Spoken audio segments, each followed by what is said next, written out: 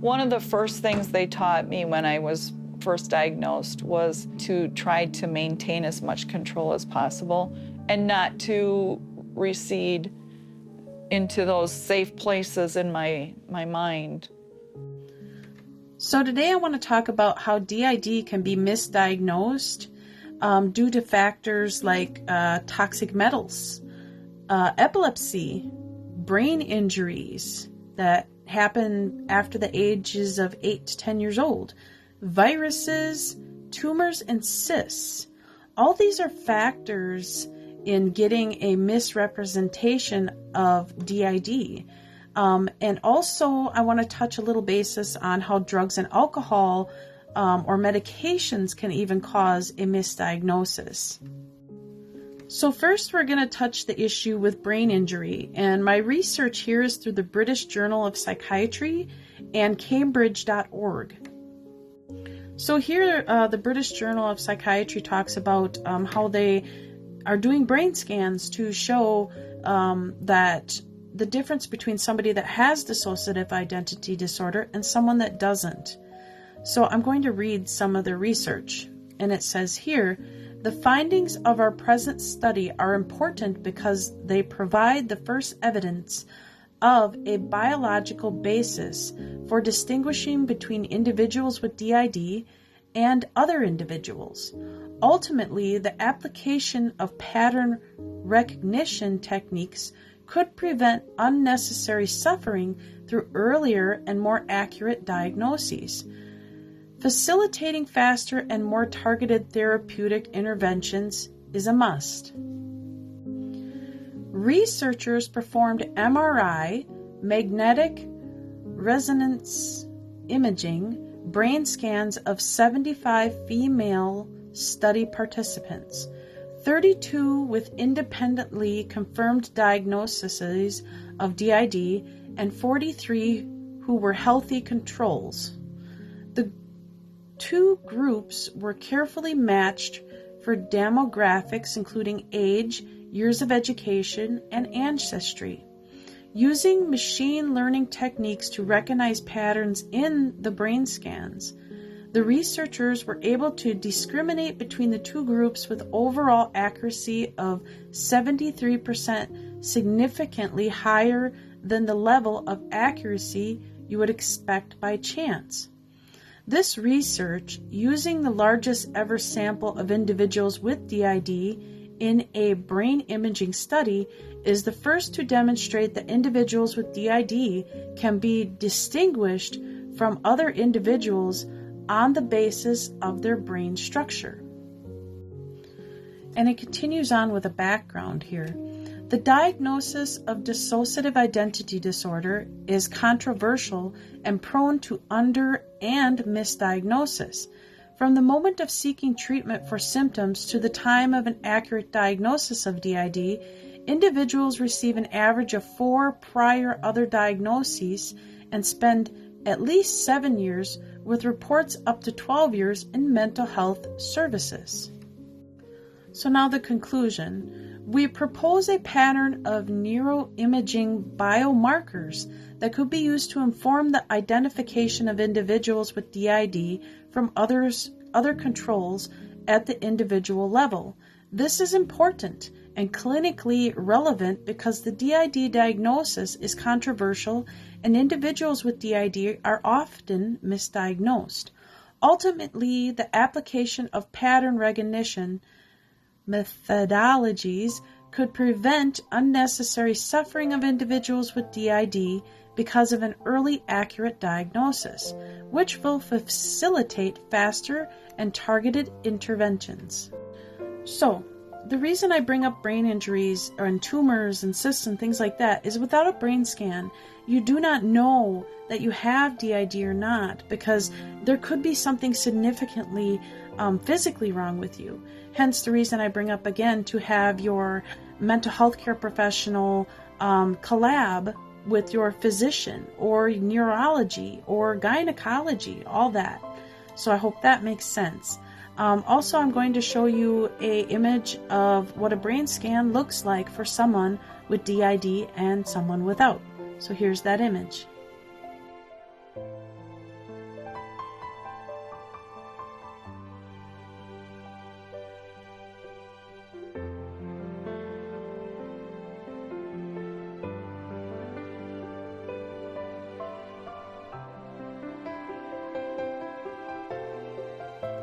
Now, next I want to talk about how drugs and alcohol can also give you a misdiagnosis of dissociative identity disorder.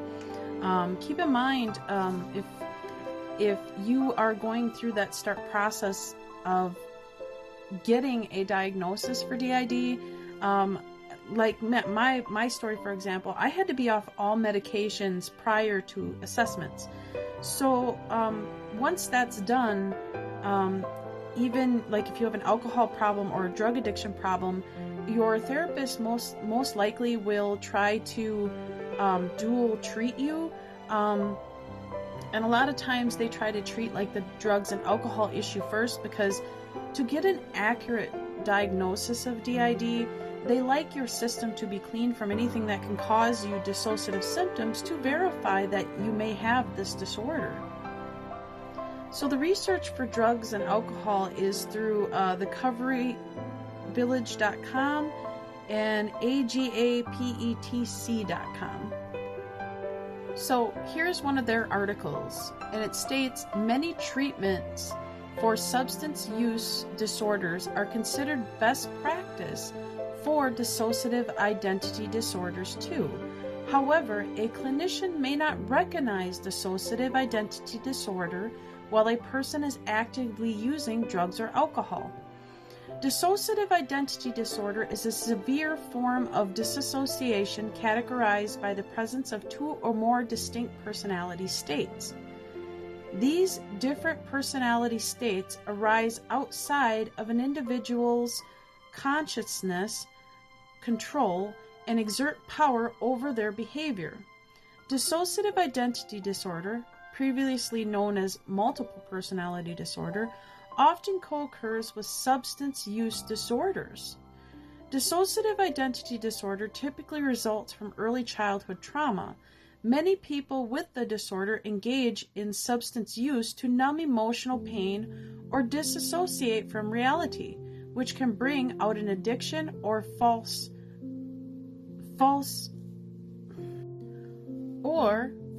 positive results. Treatment can help people with co-occurring disorders learn ways to better manage their substance use and mental health disorders.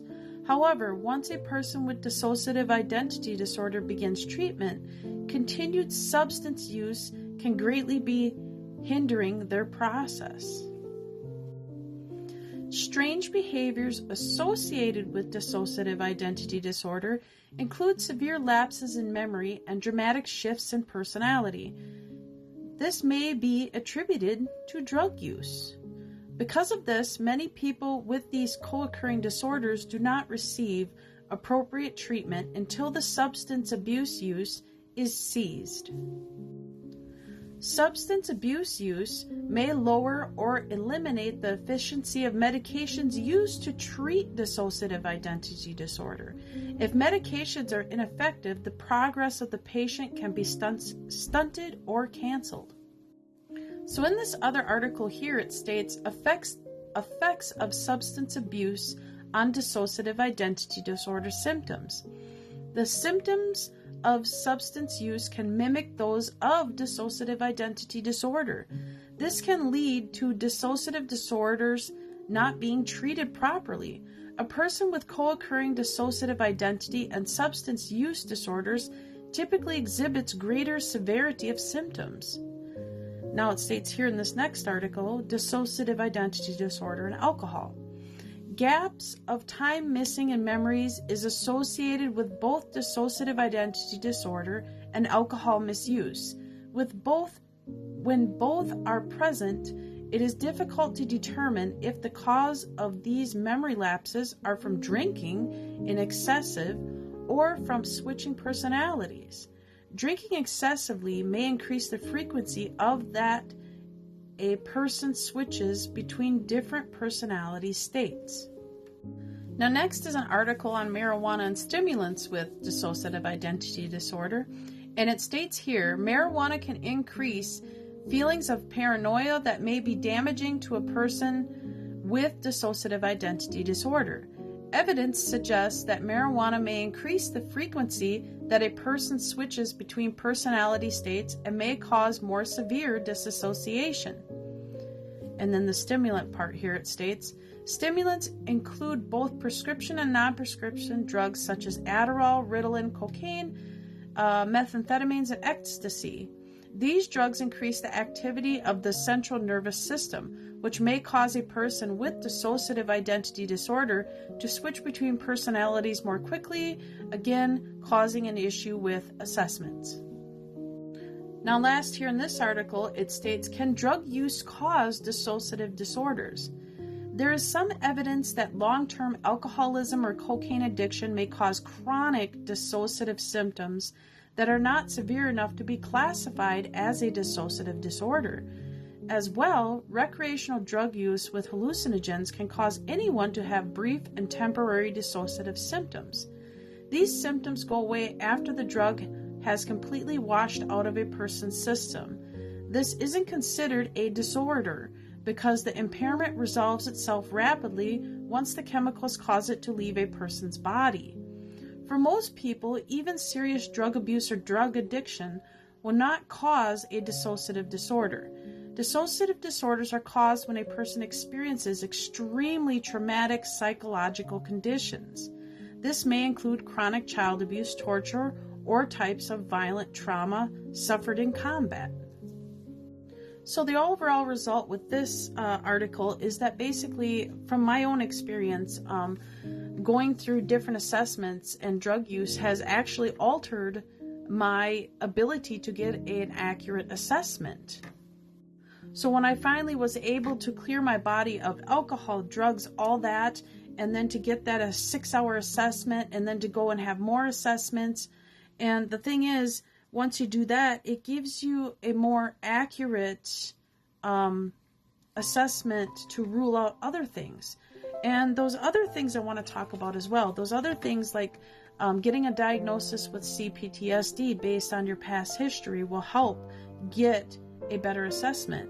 And then you have to rule out bipolar disorder, schizophrenia, BPD, and that can take years and years, because they have to do all these tests.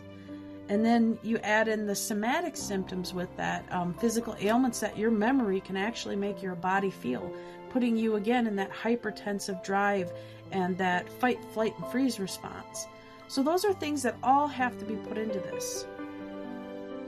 So next I want to talk about the neurological issues that are natural. So in this article, it's called under www.ncbi.nlm.nih.gov. Sorry, that was a long one. So this kind of talks about the understanding of other issues. And it states here, unexplained neurological symptoms are partly common in DID, including non-epileptic seizures, conversion disorders, paralysis or sensory loss, and somatic symptom disorders. The Somatoform Dissonance Questionnaire screening tool can help a clinician diagnose whether DID or other issues is present. And another very rare thing that I want to talk about is, and it's hard to pronounce, it's called insulinoma. And this is something you should be tested for to make sure that's not the issue. Insulinoma, as rare as it is, was the underlying culprit in this one particular case. A similar case has been reported, and it states here 2 other places. Rare physical illness such as insulinoma can mimic symptoms of dissociative identity disorder and often go undiagnosed. Episodes of hypoglycemia due to insulinomia can present as /mimic anxiety or conversion /dissociative symptoms. In our case, symptoms were precipitated by emotional stressors and thus misdiagnosed to be functional by healthcare professionals. This led to a delay in the correct diagnosis. Excuse me. With this case report, we want to highlight the importance of investigations /neuroimaging in cases with different diagnoses of dissociative /conversion disorders. Any symptom not proportionate to the stressor or reoccurrence of symptoms, even with appropriate management, should raise a suspicion to rule out organic causes. Since a psychiatrist may be the preliminary medical professionals attending to such cases, it is important that they also have the knowledge about this rare disorder and its presentations. So they're stating here, you need to rule out toxic metals, molds, things like that, blood tests, even gynecologicals and things like that. You gotta, again, like I stated previous, connect those doctors, your physical doctors, with your mental health care professional to rule out all other aspects before getting a legit diagnosis of DID. So here's another little small article that I want to bring in the last part of my clip here, is the difference between imitative DID and real DID. And both often feel feelings of shame, but I'm going to read this here. And it states here, this may lead to fidelity concerns and under the misdiagnosis of DID. Years of incorrect treatment results in protracted personal suffering and high direct and indirect social cost. Structural brain imaging holds promise to aid disease diagnoses by providing objective biomarkers at the single subject level, thereby paving the way for a fast and correct diagnosis of individuals with DID.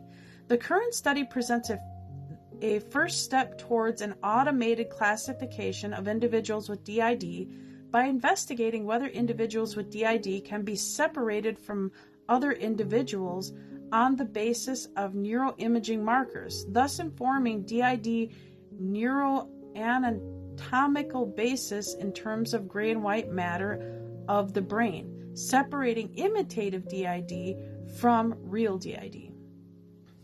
So that was very interesting as well. So that's all I have today, and I hope you found all that useful, and you're more than welcome to use these videos in your therapy or your mental health care professional. Loves. Bye.